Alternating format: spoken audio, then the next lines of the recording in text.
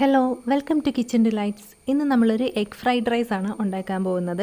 റെസ്റ്റോറൻറ്റിൽ നിന്നൊക്കെ കിട്ടുന്ന അതേ ടേസ്റ്റിലുള്ളൊരു എഗ് ഫ്രൈഡ് റൈസ്. ആ ഒരു ടേസ്റ്റ് കിട്ടുന്നത് പ്രധാനമായിട്ടും 3 ഇൻഗ്രീഡിയൻസ് കാരണമാണ്. അതെന്തൊക്കെയാണെന്ന് ഞാൻ ഈ റെസിപ്പിയിൽ ഷെയർ ചെയ്യുന്നുണ്ട്. അപ്പോൾ നമുക്ക് നേരെ റെസിപ്പിയിലോട്ട് പോകാം. ഇതിന് വേണ്ടിയിട്ട് ആദ്യം അരി വേവിക്കാൻ വേണ്ടിയിട്ട് ഞാനൊരു കലത്തിൽ വെള്ളം വെച്ചിട്ടുണ്ട്. കുറച്ചധികം വെള്ളം വയ്ക്കുക. അതിലേക്കൊരു 2 ടേബിൾ സ്പൂൺ വെജിറ്റബിൾ ഓയിൽ ഒഴിച്ച് കൊടുത്തിട്ടുണ്ട്. അതിലേക്ക് അരിക്ക് ആവശ്യത്തിനുള്ള ഉപ്പും കൂടെ ചേർത്ത് കൊടുക്കുക. ഉപ്പ് ചേർക്കുമ്പോൾ നമ്മൾ ടേസ്റ്റ് ചെയ്ത് നോക്കിയിട്ട് വെള്ളം നല്ല സോൾട്ടി ആണെന്ന് ഉറപ്പ് വരുത്തുക. ഞാൻ 4 കപ്പ് ബസ്മതി റൈസാണ് എടുത്തിരിക്കുന്നത്. അത് 30 മിനിറ്റ് കുതിർത്തിയതിന് ശേഷം വെള്ളം പോകാൻ വേണ്ടിയിട്ട് വെച്ചിരിക്കുകയാണ്. നമ്മുടെ വെള്ളം നന്നായിട്ട് ഇതുപോലെ വെട്ടി തിളച്ച് തുടങ്ങുമ്പോൾ നമുക്കതിലേക്ക് അരി ഇട്ട് കൊടുക്കാം. അതിന് ശേഷം അത് കുക്ക് ചെയ്തെടുക്കുക. ഇപ്പോൾ നമ്മുടെ റൈസ് കുക്കായിട്ട് വന്നിട്ടുണ്ട്. നിങ്ങളൊന്ന് അരി ഒന്ന് എടുത്ത് പ്രസ് ചെയ്ത് നോക്കണം കറക്റ്റായിട്ട് കുക്കായോ എന്നുള്ളത്. അരി കോരി മാറ്റിയതിന് ശേഷം അത് വെന്ത് പോവാതിരിക്കാൻ വേണ്ടിയിട്ടും അതേപോലെ ഒന്ന് തണുത്ത് കിട്ടാൻ വേണ്ടിയിട്ടും 2-3 പാത്രത്തിലായിട്ട് ഇതുപോലെ സ്പ്രെഡ് ചെയ്ത് വെക്കണം. ഈ അരി വേകുന്നതിൻ്റെ ഒരു പാകം എന്ന് പറഞ്ഞാൽ ഇങ്ങനെ ഞെക്കി നോക്കുമ്പോൾ അത് മാഷായിട്ട് വരണം, അല്ലാതെ 2-3 കഷ്ണമായിട്ട് മുറിഞ്ഞു പോവുകയല്ല വേണ്ടത്. അരി കോരി മാറ്റുന്നതിന് മുന്നേ തന്നെ ചെക്ക് ചെയ്ത് നോക്കണം കേട്ടോ.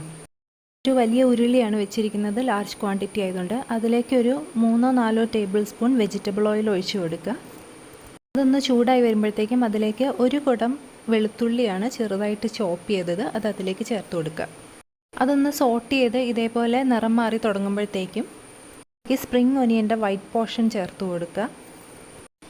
ഒരു 3-4 ബഞ്ച് സ്പ്രിംഗ് ഒനിയൻ്റെ വൈറ്റ് പോർഷനാണ് ചേർക്കേണ്ടത്. എൻ്റെ കയ്യിൽ കുറച്ചേ ഉണ്ടായിരുന്നുള്ളൂ.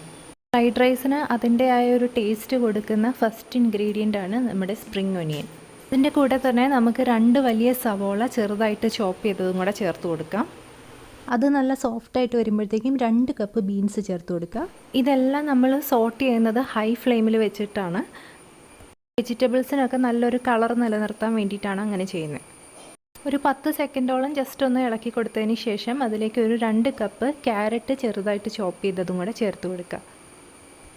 ഇനി ഈ ക്യാരറ്റും ബീൻസും കൂടെ ഏകദേശം ഒരു 2 മിനിറ്റ് ഒന്ന് സോട്ട് ചെയ്ത് കൊടുക്കണം. അതൊന്ന് ജസ്റ്റ് ഒന്ന് വെന്ത് വരണം, അതിൻ്റെ ഒരു റോ ടേസ്റ്റൊക്കെ മാറണം. പക്ഷേ അതിൻ്റെ കളർ മാറിപ്പോകരുത്.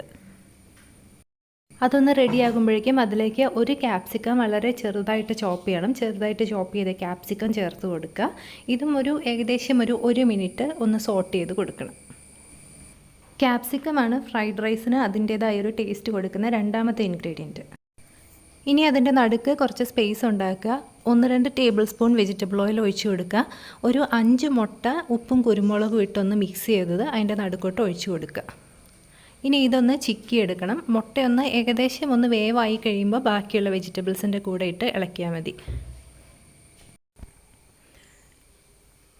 ഇപ്പോൾ ഇതൊന്ന് കുക്കായി വന്നിട്ടുണ്ട്. ഇനി നമുക്ക് ബാക്കിയുള്ള വെജിറ്റബിൾസും എല്ലാം കൂടെ ഒരുമിച്ചൊന്ന് മിക്സ് ചെയ്യാം. ഇനി നമുക്ക് ഇതിലേക്ക് നേരത്തെ മാറ്റി വെച്ചിരുന്ന റൈസ് ചേർത്ത് കൊടുക്കാം. റൈസ് ചേർത്ത് കൊടുക്കുമ്പോൾ 2-3 പ്രാവശ്യമായിട്ട് ചേർക്കുവാണെങ്കിൽ നമുക്ക് ഇളക്കാനായിട്ട് എളുപ്പമുണ്ടായിരിക്കും. ഇതുപോലത്തെ ലാർജ് ക്വാണ്ടിറ്റി ആണെങ്കിൽ കുറച്ചേ ഉള്ളൂ എന്നുണ്ടെങ്കിൽ ഒറ്റയടിക്ക് ചേർക്കാവുന്നതേ ഉള്ളൂ. ഇനി ഇത് മിക്സ് ചെയ്യുമ്പോൾ നമ്മുടെ റൈസ് ഉടഞ്ഞു പോവാതിരിക്കാനായിട്ട് സൂക്ഷിക്കണം. അപ്പോൾ അതിനും ഇങ്ങനെ 2-3 ഇൻസ്റ്റാൾമെൻ്റ് ആയിട്ട് ചേർക്കുന്നത് നല്ലതാണ്. ഇനി ബാക്കിയുള്ള റൈസും ഇതേപോലെ തന്നെ ചേർത്ത് മിക്സ് ചെയ്തെടുക്കാം. ഈ ഒരു സോസാണ് നമ്മുടെ ഫ്രൈഡ് റൈസിൻ്റെ ടേസ്റ്റ് കൂട്ടുന്ന 3ാമത്തെ ingredient. 3 tablespoon soya sauce, 2 tablespoon green chilli sauce, 1 tablespoon vinegar, 1 tablespoon പഞ്ചസാര. ഇതിൻ്റെ മിക്സാണ്. നമ്മുടെ ലാസ്റ്റ് റൈസിൻ്റെ കൂടെ ഈ ഒരു സോസും കൂടെ ചേർത്ത് കൊടുക്കുക. ഇതിനി മിക്സ് ചെയ്യുക. ഇതിപ്പോൾ 4 കപ്പ് റൈസാണ് കേട്ടോ. നിങ്ങളുടെ റൈസിൻ്റെ ക്വാണ്ടിറ്റി അനുസരിച്ച് സോസിൻ്റെ അളവ് കുറയ്ക്കണം. ഇല്ലാന്നുണ്ടെങ്കിൽ ഭയങ്കര സോസിൻ്റെ ടേസ്റ്റായി പോവും. ഇപ്പോൾ സോസിൻ്റെ ടേസ്റ്റൊന്നും മുന്നിട്ട് നിൽക്കുകയൊന്നുമില്ല, ചെറിയൊരു ഫ്ലേവർ മാത്രമേ വരുള്ളൂ. ഇതിലേക്ക് 1 ടീസ്പൂൺ കുരുമുളക് പൊടിച്ചതും കൂടെ ചേർത്ത് കൊടുക്കാം. ഇനി ഇതിൽ ഏറ്റവും ഇമ്പോർട്ടൻ്റ് ആയിട്ടുള്ള കാര്യം എന്ന് പറഞ്ഞാൽ നന്നായിട്ട് മിക്സ് ചെയ്യുക. അതായത് ഈ സോസും ആ ഒരു കുരുമുളകും അതേപോലെ നമ്മുടെ വെജിറ്റബിൾസും എല്ലാം എല്ലാ ഭാഗത്തും ഒരേപോലെ വരാൻ പാകത്തിന് നന്നായിട്ട് മിക്സ് ചെയ്തെടുക്കണം. അവസാനം അതിലേക്ക് സ്പ്രിംഗ് ഒനിയൻ്റെ ഗ്രീൻ പോർഷൻ ചെറുതായിട്ട് ചോപ്പ് ചെയ്ത് ചേർത്ത് കൊടുക്കുക. ഞാൻ നേരത്തെ പറഞ്ഞ പോലെ എൻ്റെ കയ്യിൽ കുറച്ചേ ഉണ്ടായിരുന്നുള്ളൂ, നിങ്ങൾ കുറച്ചും കൂടി ചേർത്ത് കൊടുക്കണം. അപ്പോൾ ഇത്രയേ ഉള്ളൂ, നമ്മുടെ ഫ്രൈഡ് റൈസ് റെഡി ആയിട്ടുണ്ട്.